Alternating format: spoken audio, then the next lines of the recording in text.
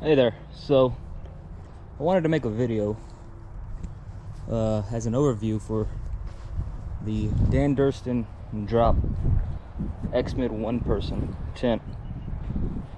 I already did my first pitch. This is my first pitch, so I didn't get an opportunity to record it because I didn't plan on making a video. But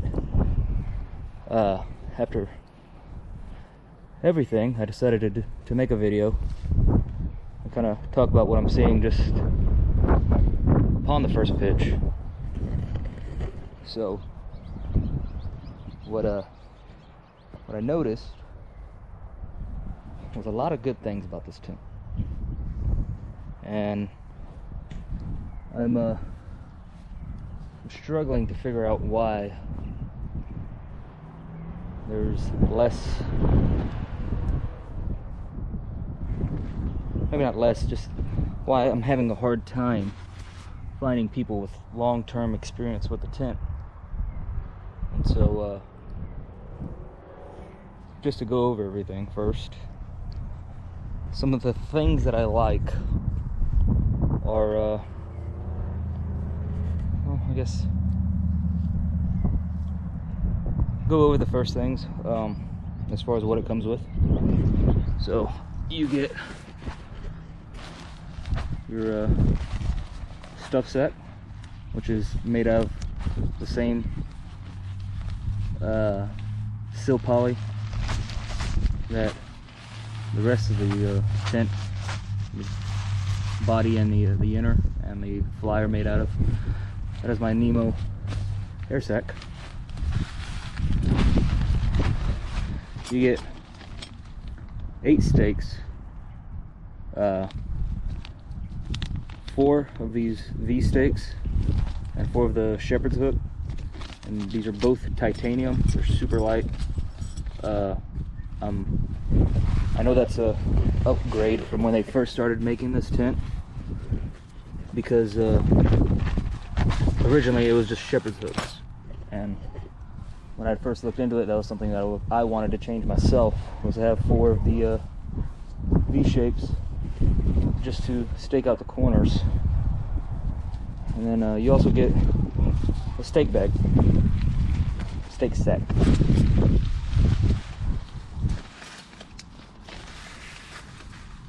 And then instructions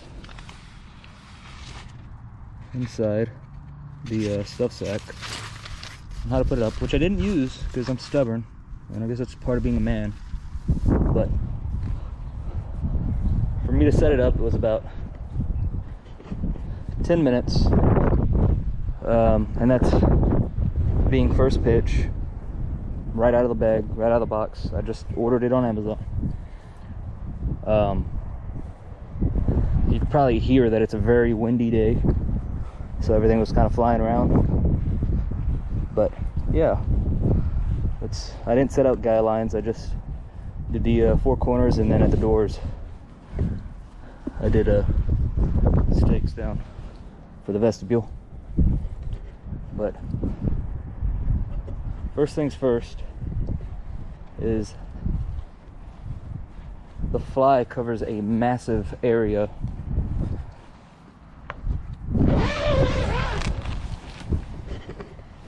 And there's plenty of space, which holding this out doesn't help any. But there's more than enough space to put your bag in here on both sides. If you wanted to spread everything out underneath, you more than well could have. In the event of rain, if you just set up the fly by itself, I would not be surprised if you could have put 3 people inside of here with your gear. It's just sitting down, not laying out. The fly is huge, and that's something, just when you're considering camping up where you're going to be, you're going to need enough space for a 2-person tent to set up the fly. Inside, this is my sleeping pad, a Nemo tensor insulated long wide, and as you can see, I'm pretty much topped out. I got maybe about 3 inches on the shortest corner of the inner, and on the shortest corner on the other end I have pretty much nothing. So I'm about topped out on space. On the edge I got maybe another 2 inches, but the bathtub floor is still tall.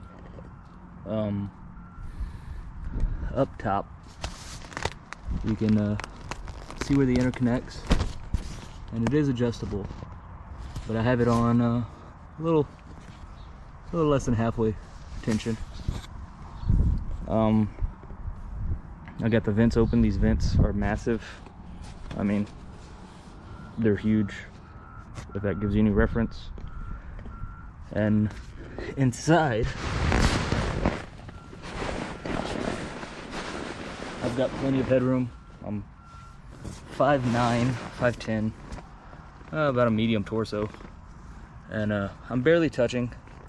I could pull this up more to give me more room, but I'd rather not, because one of the things that I don't like, but it's not a big deal and I'm completely fine with, is when you pull up, and as expected, it brings more tension and it makes everything kind of close in. It makes it more narrow than it already is, which as a single person tent, it's naturally going to be narrow. So I chose to drop it down a little bit. But one hack that I saw online on YouTube, and I can't remember who posted this, was right here where the toggle for the door vestibule, or for the vestibule door, is. If you take the toggle for the inner mesh door and tie it on, you can actually pull this out, so it gives you way more room than you actually have. I'll close this door so that you can get an idea of what I mean.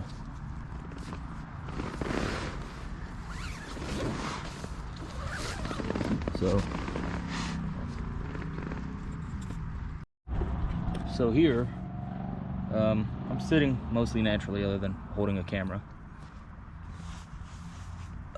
My shoulders are just barely touching the mesh inner, and this is while I have that the inner being held up by the toggle on the door on both sides. And what I may do is take a small zip tie and tie it around to keep that toggle there to where my loop for the door doesn't come off. And even with that being on, that's not going to make any effect on me being able to take it off. So what I'll do now is release that loop and that toggle,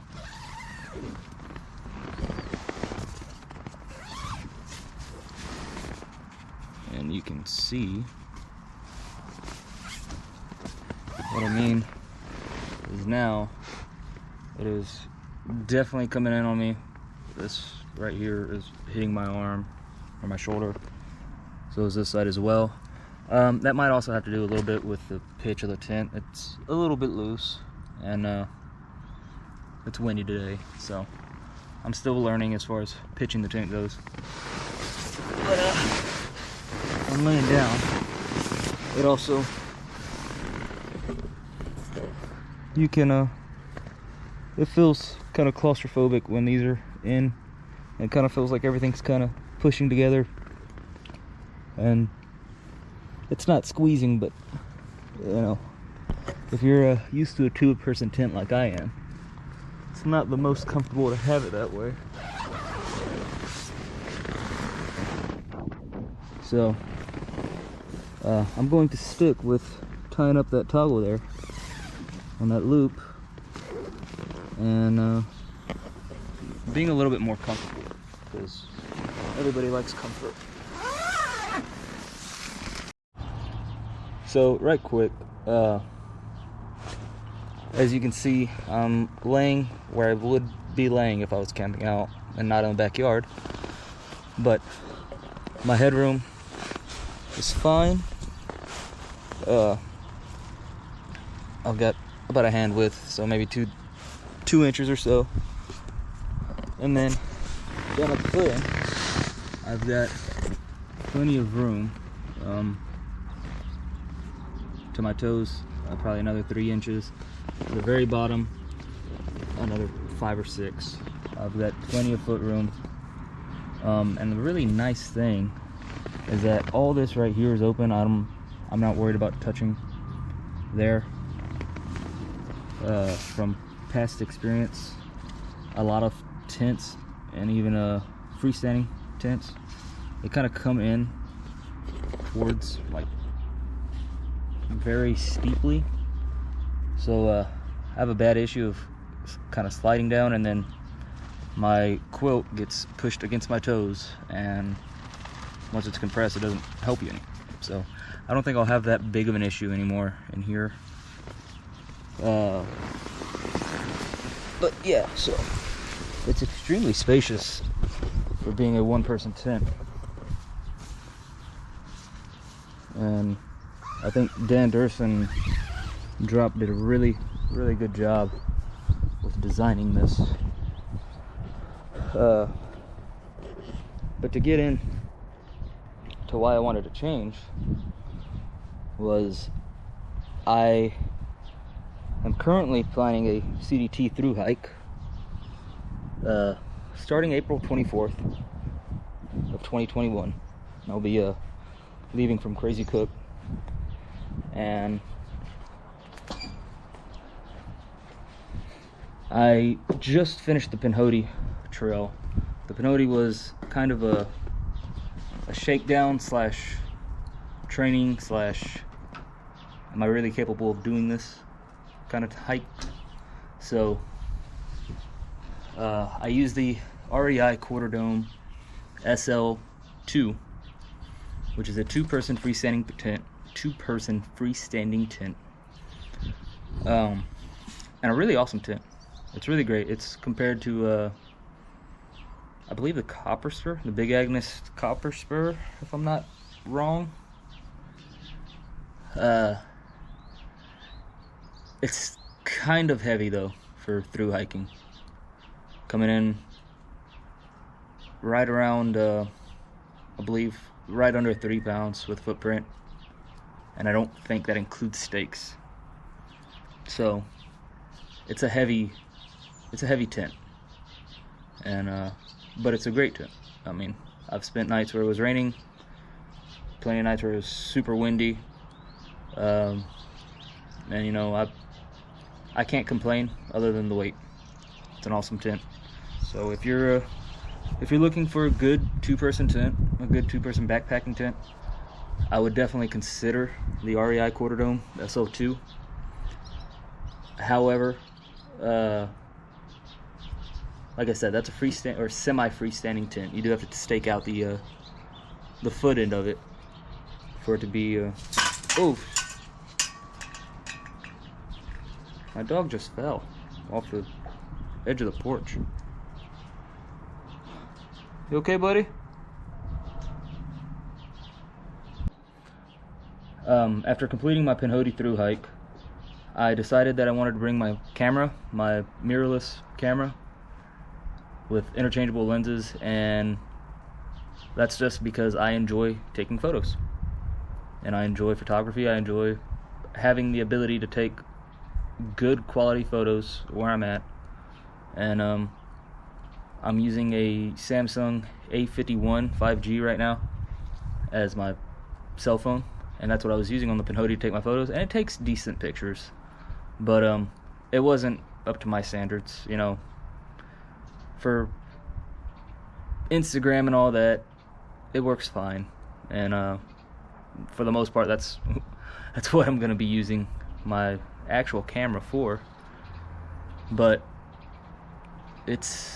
my phone wasn't enough for me. I mean, just be plain and simple, I wasn't happy with it, and so I really wanted to change over to taking my Sony A6000, and I decided that if I was going to do that, I need to change my pack up. So my base weight is around 16 to 17 pounds, depending on I guess kind of the weather. I change stuff quite often, just playing around, and that's what shakedown hikes are for. But I didn't want to add in a large camera with lenses and all the supporting gear for it without changing anything else in my pack, because otherwise I knew I'd be getting into 19 and 20 pounds base weight, and that's not what I wanted. So I started searching, and given the current situation with work, being that I'm not working, funds are limited, you know, income's not coming in, so there is no income. There's just a lot of outgoing. So I was looking for a tent that was cheap, or I should say affordable, lightweight, and had a good reputation. And so after looking and searching, I knew that I wanted a non-freestanding tent that I could just use my trekking poles. I didn't want to have any poles to deal with. I would have preferred a two-person tent, but I was okay getting a one-person tent. Just because a two-person tent is not a two-person tent. A two-person tent is a one-person tent with extra room. Had I got the X-mid 2, I realized that the weight savings wouldn't have been worth it for me to spend near $300 if I could find one for that price, which it should be. And with price gouging of people on Amazon and eBay, you know, you're looking at $500, which I might as well get a Z-Packs tent if I was going to spend $500. But I found the X-mid 1, and after searching and looking at articles, reviews, videos, I settled on, I don't even want to say I settled, I chose the X-mid one-person tent. And after the first pitch, I'm pretty happy with it. But one thing, like I mentioned earlier, was I cannot find anybody who's completed a full long-distance American thru-hike with the X-mid. Maybe I'm not looking in the right places. If somebody has a link to an article or a review video or anything where somebody did take the X-mid, either one person or two person, on a full long-distance American thru-hike, such as a PCT, CDT, or AT, I would love to see that. So I kind of chose it as I decided myself I was going to be the guinea pig. So I'll take this out a few nights, most likely somewhere here in Texas, just to get some more experience with setting it up. And I'll set it up probably every other day, just while I'm here at home, and get used to getting a good pitch and using trekking poles. This is my first trekking pole tent, so it's an experience. But overall, I'm happy with it. But I'll post another video certainly at the end of my CDT hike, whether it be a full through hike or 100 miles, 800 miles, 1200 miles, whatever it is. Whenever my CDT through hike or hike ends, I'll post another video as a review to say how it went. And in the event that it does not make it the full hike, I will have my REI quarter dome SL2 sent out to me, and I'll use that for the remainder. And if that doesn't work, I guess I'm done. I don't know. So thank you for watching. I'm not big on videos. I don't think I have any likes or subscribers at this time, but please, if you're interested in me doing more videos, if you're interested in me vlogging in any sort of way, which I will be blogging with a B, my CDT hike. I haven't decided whether I'm going to be using an actual blog page or whether I'm just going to make a Facebook page. If anybody has experience, please comment and let me know, or find me on Facebook, Instagram, whatever. My Instagram is Rhy_not96, RHY_NOT96. And DM me. Let me know how you feel about it. And that's all. Thanks.